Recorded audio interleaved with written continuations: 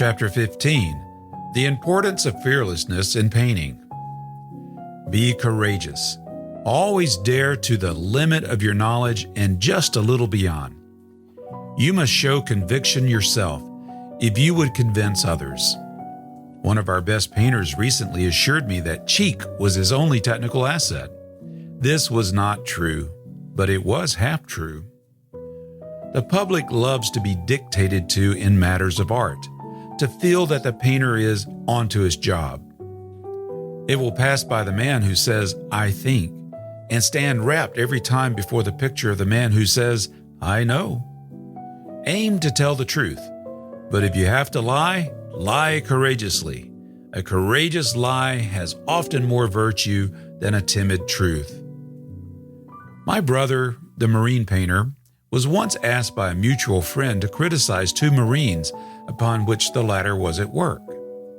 He went without enthusiasm, for the man had never attempted a sea piece in his life, and it takes years to understand the ocean. On his return, I asked about it. Why, it was simply astounding, was the reply. They were false, of course, but they were so cheeky that they would convince anyone but a marine painter. When you know that this man was colorblind and that he had compassed success in spite of his handicap, you will understand the kind of courage he dealt in.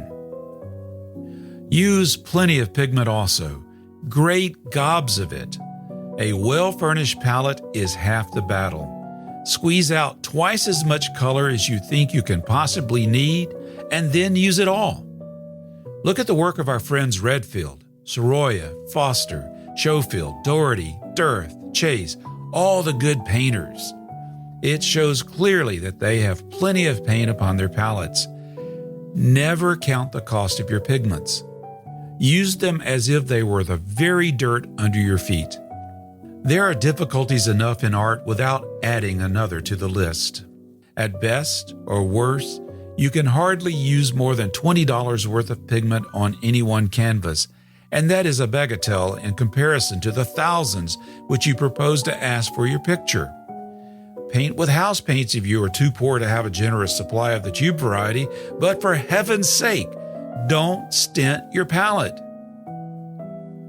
When I was working in France some 20 years ago, one of the younger painters asked me for a criticism on his salon. I found him at work upon quite a large canvas, using a palette which was dotted with mere pinpoints of color.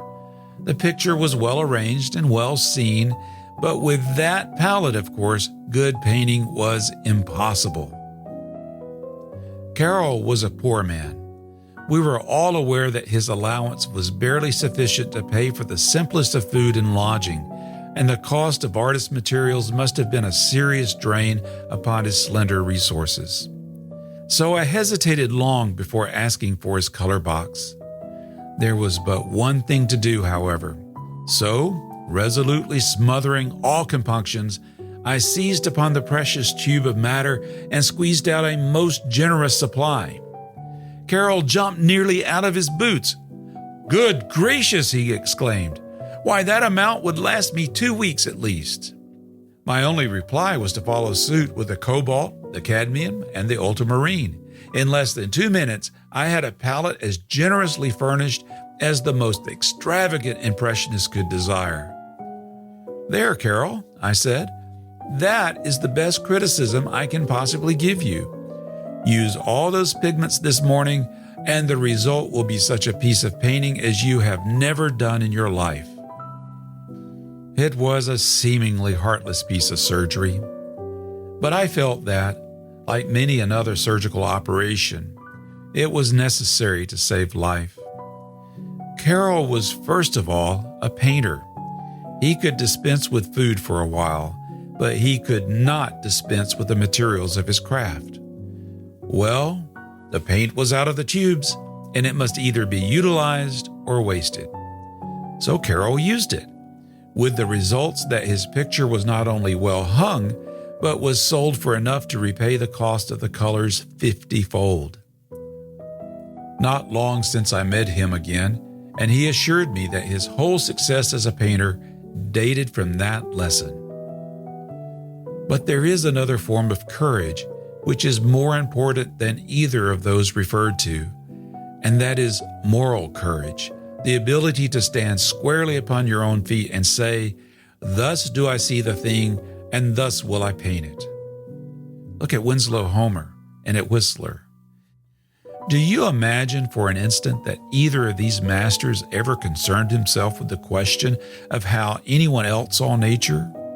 Their pictures say heartily, "This is the way I see it." Stick to your own vision, therefore, if you would rise above the throng. Stand aloof and force the note, if possible, your own personal note. But first of all, be sure that you have something to say, for an empty boast awakes only a smile, and a bluff is soon called.